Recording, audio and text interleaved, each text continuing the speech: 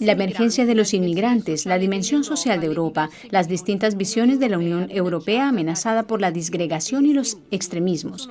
Son algunos de los temas que marcan el Congreso Repensar Europa, que se celebrará en Roma del 27 al 29 de octubre.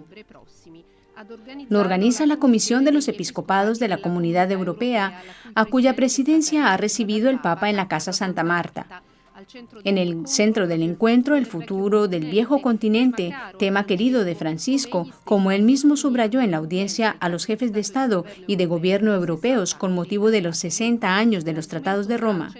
El tema estará en el centro del Congreso de Otoño, como explica Monseñor Gianni Ambrosio, obispo de Piacenza Bobbio, vicepresidente de la COMECE. El Papa desea este encuentro y que haya mucho diálogo entre las instituciones eclesiales y todos los que se preocupan por Europa. O sea, también algunos políticos, porque nuestra Europa necesita un impulso, una mirada hacia el futuro. El Papa está verdaderamente interesado en hacer que Europa juegue su papel estratégico también dentro de este mundo globalizado, porque hay una economía especialmente social que no existe en otros lugares y que hay que desarrollar. El Papa está muy preocupado por el desempleo juvenil. Conoce todos los datos estadísticos de los distintos países. Sí, esta Europa necesita resurgir, casi ser refundada.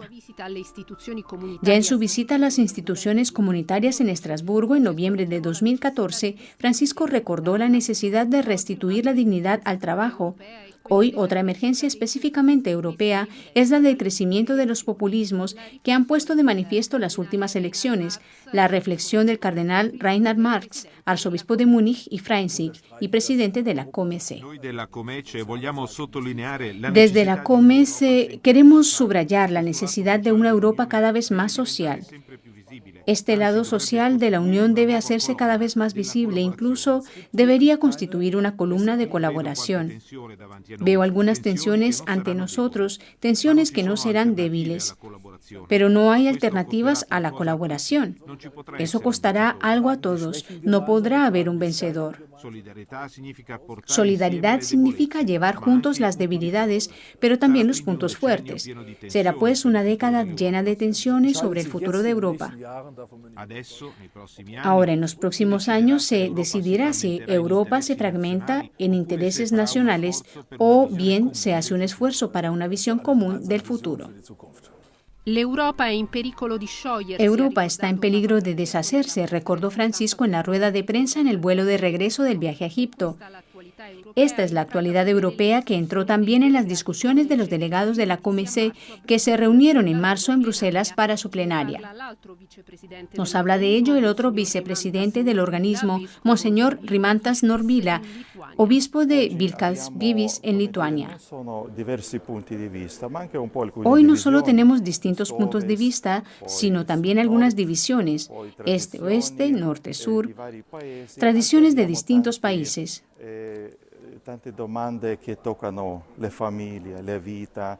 Muchas preguntas que afectan a la familia y vida. Todo llega a la vez.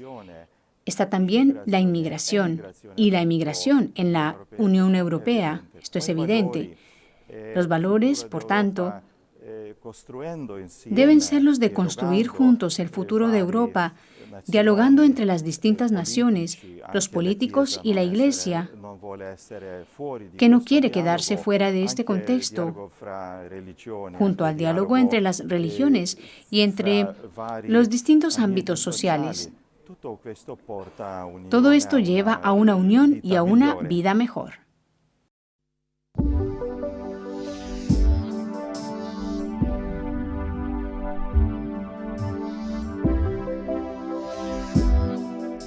El mensaje de paz y de esperanza allí donde la oración y la devoción de los fieles fluyen como un río desde hace más de 100 años, la canonización de los pastorcillos videntes Francisco y Jacinta Marto, pero también los testimonios más espinosos de la Iglesia y los internacionales, como el fenómeno migratorio y el próximo encuentro con el presidente americano Donald Trump. Estos fueron los temas centrales de la rueda de prensa del Papa Bergoglio en el vuelo de regreso de Fátima, su 19º viaje apostólico que ha puesto en el corazón del pontífice, según sus palabras, una felicidad y unas fuerzas renovadas por la mirada de María. Así, al hablar de Trump, Francisco insiste una vez más en el diálogo mensajero de la paz. Es preciso buscar las puertas que por lo menos están un poco abiertas para entrar y hablar sobre las cosas comunes e ir hacia adelante, paso a paso. La paz es artesanal. Se hace todos los días. También la amistad entre las personas, el conocimiento mutuo, el aprecio, son artesanales. Se hacen todos los días. El respeto al otro, decir lo que se piensa, pero con respeto, caminar juntos. Caminar juntos como hermanos. En esto insiste también el Papa mientras responde a una pregunta relativa a las controversias y los obstáculos con la Fraternidad San Pío X, dirigida por Monseñor Felley, y la posibilidad de un acuerdo que le dé un estatus oficial dentro de la Iglesia, que según Francisco no sería tan inminente. Pero caminar y dialogar es la vía privilegiada también en la relación con la Iglesia evangélica, que admite el Papa, después del viaje a Suecia, ha tenido un notable impulso. Hay que esperar paso siempre. Usted sabe que Dios es el Dios de las sorpresas. No debemos detenernos nunca, siempre ir adelante.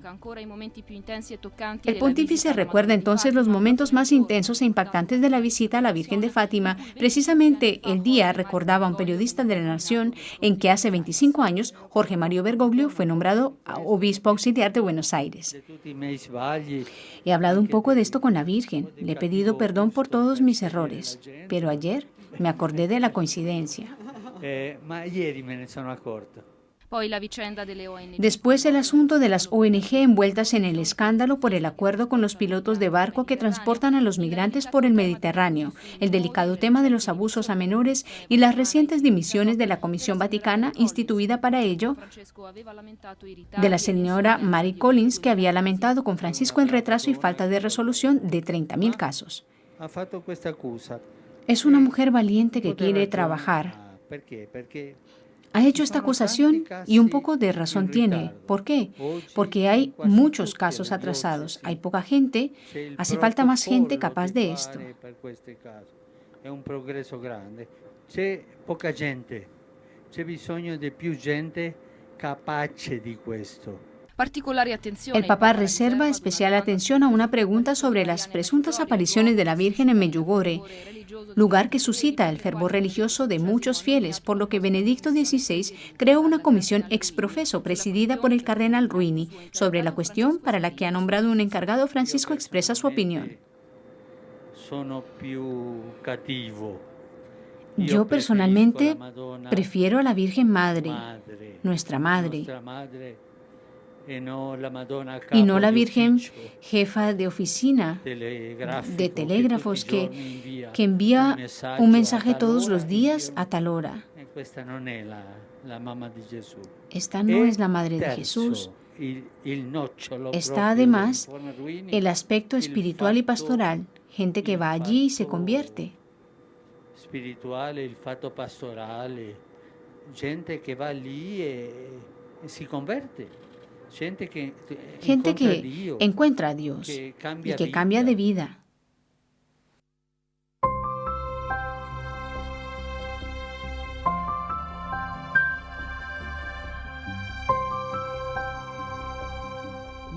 24 horas para orar a los pies de María, icono de la fuerza revolucionaria de la ternura, madre atenta y solícita de los últimos y de los excluidos. El 19º viaje apostólico del Papa Francisco fue una peregrinación mariana al santuario de Nuestra Señora de Fátima con motivo del centenario de las apariciones de la Bienaventurada Virgen en la cueva de Iría.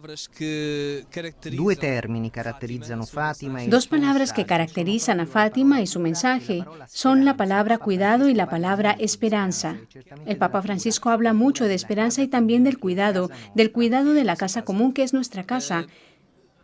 El mensaje de Fátima es un mensaje que nos comunica la presencia de Dios, que cuida a la humanidad en los momentos que más lo necesita, que cuida toda la creación.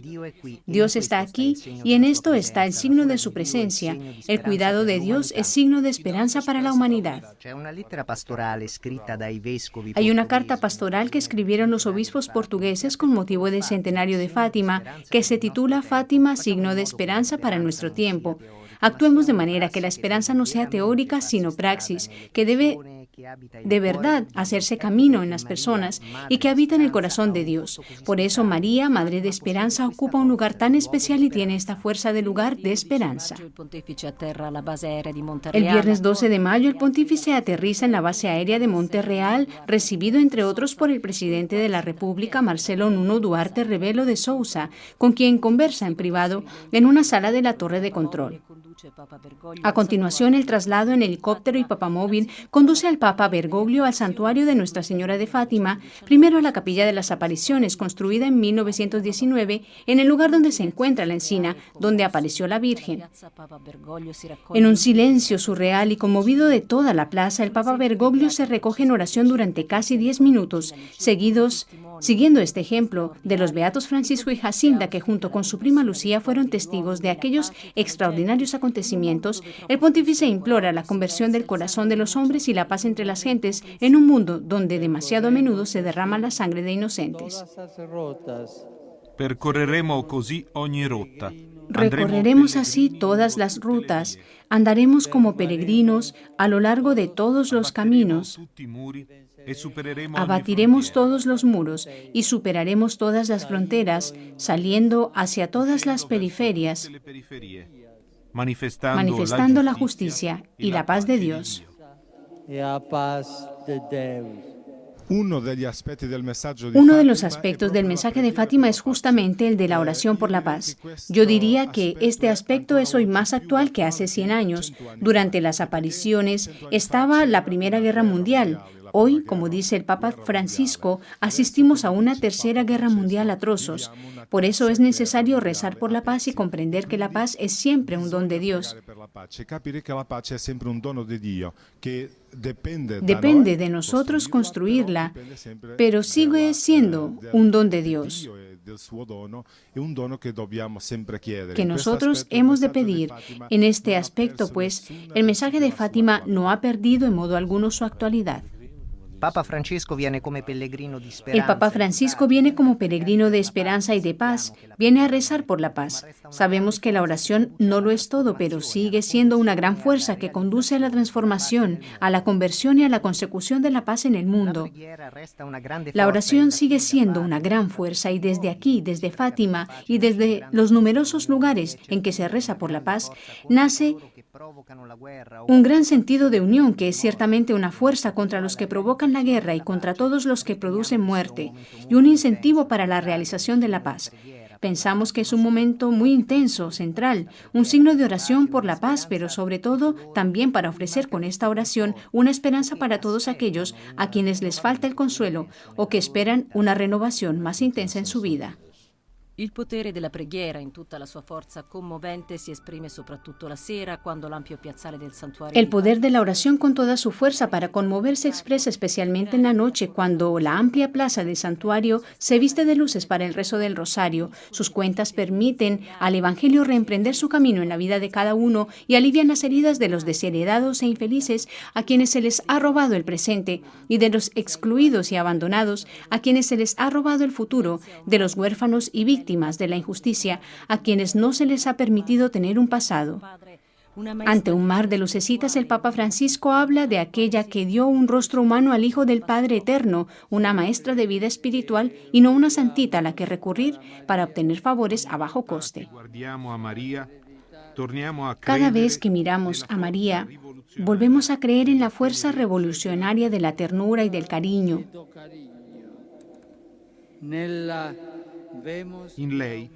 En ella vemos que la humildad y la ternura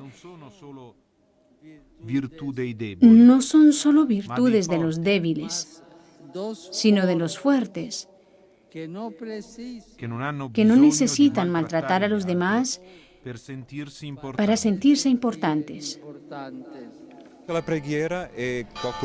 La oración es algo especial, algo que nos une a Dios, nos pone en contacto con el Señor y Dios nos escucha. Sabemos que Dios nos escucha siempre, incluso aun cuando creemos que no. A veces le pedimos cosas que aparentemente el Señor parece que no nos concede y nosotros creemos que Dios no nos lo ha dado. Pero Dios nos escucha y nos da aquello que necesitamos. El tema de la misericordia está íntimamente ligado a Fátima. La gracia y la misericordia se respiran aquí, en todo el mensaje de Fátima. Cuando venimos a este santuario percibimos, junto con los enfermos, con los niños, con todos los peregrinos, con todas las personas, junto a la imagen de la Virgen, el sentido del mensaje de la Virgen, que se puede sintetizar en estas dos palabras, gracia y misericordia. Una ruidosa alegría recibe el sábado 13 de mayo por la mañana la canonización de Jacinta y Francisco Marto, a quienes el pontífice proclama santos precisamente en la solemnidad de la Bienaventurada Virgen María de Fátima durante la misa. El 13 de mayo de 1917, la Madre del Hijo de Dios se les apareció para recordar que la luz de Dios permanece en todos y poniendo en guardia sobre el riesgo del infierno a los que llevan una vida a menudo propuesta e impuesta sin Dios. Al pedir y exigir de cada uno de nosotros el cumplimiento de los deberes de su Estado, el cielo pone aquí en marcha una auténtica movilización general contra esta indiferencia que nos hiela el corazón y agrava nuestra miopía. No queremos ser una esperanza fracasada. La vida de los pastorcillos representa una propuesta de santidad para todos. Es una vida muy sencilla, humilde, una vida muy unida a la Eucaristía, a la adoración, al culto a Cristo en la Eucaristía y al mismo tiempo al mensaje que Nuestra Señora trajo a Fátima. El Papa sabe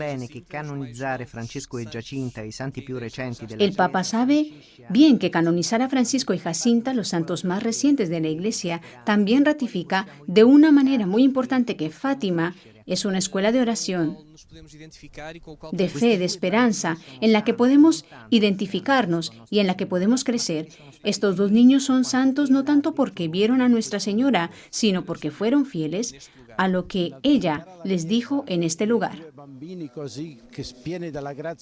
Presentar a estos dos niños que están tan llenos de la gracia de Dios como modelos para vivir el Evangelio y la fe es un signo muy, muy importante para nuestra Iglesia y para todo el mundo. Hablamos siempre de eficiencia, de dar cosas a Dios, pero ellos simplemente acogieron a Dios, acogieron el don y la riqueza de Dios. Y esto supone también un reto para nosotros, para comprender cómo tratamos a los demás. Estoy convencido de que si tratásemos con un poco más de corazón a los niños, el mundo sería un lugar mejor. El Papa Bergoglio pide que todos recordemos siempre que tenemos un ancla en el cielo, Jesús, que ha llevado junto al Señor a la humanidad que había asumido en el seno de la Virgen María. Un punto de apoyo que debe sostener especialmente a los enfermos, precioso tesoro de la Iglesia, a quienes saludó al final de la celebración. No penséis que sois solo destinatarios de la solidaridad caritativa, sino sentíos partícipes del pleno derecho de la vida y de la misión de la Iglesia.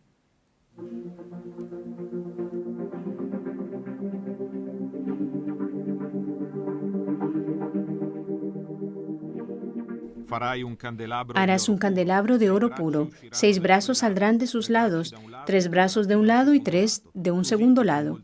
Así, con muchos otros detalles, contiene el libro del Éxodo, después de haberle entregado a Moisés los 10 mandamientos en el monte Sinaí, que el Señor le explica cómo hacer el candelabro de 7 brazos que hay que colocar en el tabernáculo y transportar junto al arca, y que se depositará después en el primer templo de Jerusalén para sellar el nuevo pacto con el pueblo de Israel. Es la menorá, símbolo de luz y de sabiduría, que recuerda la zarza ardiente del Sinaí y también la creación con sus 7 brazos. A lo largo de de los siglos se ha convertido en el símbolo del judaísmo y que hasta el 23 de julio se levantará en la columnata de San Pedro a la entrada del ala de Carlomagno, que alberga una parte de la exposición La Menorá, culto, historia y mito, que por primera vez contempla la colaboración entre los museos vaticanos y el Museo Judío de Roma. La elección de un recorrido común se ha realizado precisamente sobre este símbolo, que ciertamente forma parte de la identidad, de la cultura, de la religión judía, y además es símbolo de Israel, pero que tiene muchas interpretaciones y muchas derivaciones en el mundo cristiano. Pensemos únicamente en estos extraordinarios candelabros, pero esto es solo el final. Estamos en el año 700, estos candelabros de la Catedral de Mallorca, que tienen 7 brazos, como la menorá. La historia sabe y nos cuenta que la trajo Tito, y después el mito y la leyenda dicen que está escondida en el Vaticano. Tenemos expuestas en el Vaticano 130 distintas, porque, de hecho, la original de oro, de 34 kilos de oro, no está en el Vaticano, si no hubiera sido el punto culminante de la exposición. El candelabro de 7 brazos es el símbolo más importante del pueblo judío, es un símbolo de luz. Y, naturalmente, en Roma adquiere más significados cuando lo trae Tito tras el saqueo del Templo de Jerusalén. Precisamente es en Roma donde la menorá se convierte en el símbolo de identidad del pueblo judío. Con un único billete se podrá empezar desde el ala de Carlomagno un fascinante recorrido a través de los siglos para ver las representaciones de la menorá desde el bajorrelieve del siglo I en piedra de la antigua sinagoga de Magdala, en Galilea, descubierta en 2009, mientras se excavaba para construir un edificio cristiano, hasta este carboncillo israelí de 1987. En la primera gran sala domina el molde del arco de Tito, que representa a los prisioneros hebreos que llevan a cuestas la pesada menorá de oro, trofeo arrebatado del Templo de Jerusalén del 70 después de Cristo. Custodiado en Roma en el Templo de la Paz, el mítico candelabro fue robado por los vándalos de Genserico en el saqueo de Roma del 455 y desde allí se pierden sus rastros históricos entre Cartago y Constantinopla. Una vez que se convirtió en el emblema del judaísmo, la menorá se representa en todas partes, de lo que dan testimonio los objetos expuestos: telas, epitafios, pinturas, monedas, vidrio decorado en oro, joyas. Pero en la Edad Media, los artistas cristianos tomaron sus formas para crear candelabros de 7 brazos, como el del santuario de Mentorella y el de Budolfsfirske de Paderborn, y la menorá de Moisés se representó en las miniaturas de muchas Biblias. La Biblia de San Pablo quizá es expuesta por primera vez y tiene una gran frescura, es del siglo IX, o sea, lleva 12 siglos a sus espaldas. Es de una belleza extraordinaria y hemos abierto por la cubierta del libro del Levítico, que ilustra el culto de la menorá en su origen. Tras finalizar el recorrido en el ala de Carlomagno con la sala que acoge obras de artistas de los siglos XX y XXI, nos trasladamos al Museo Judío de Roma bajo la sinagoga. Aquí encontramos una selección de 10 obras, desde el yelmo del gladiador, préstamo del Museo de Nápoles, con una menorá, árbol de vida, a las lápidas con epitafio procedentes del Vaticano, hasta el molde de la Tabula Magna Lateranensis de la Basílica de San Juan de Letrán, que cita el Candelabrum Aureum entre los objetos escondidos bajo el altar, alimentando así el misterio sobre la suerte de la lámpara de oro.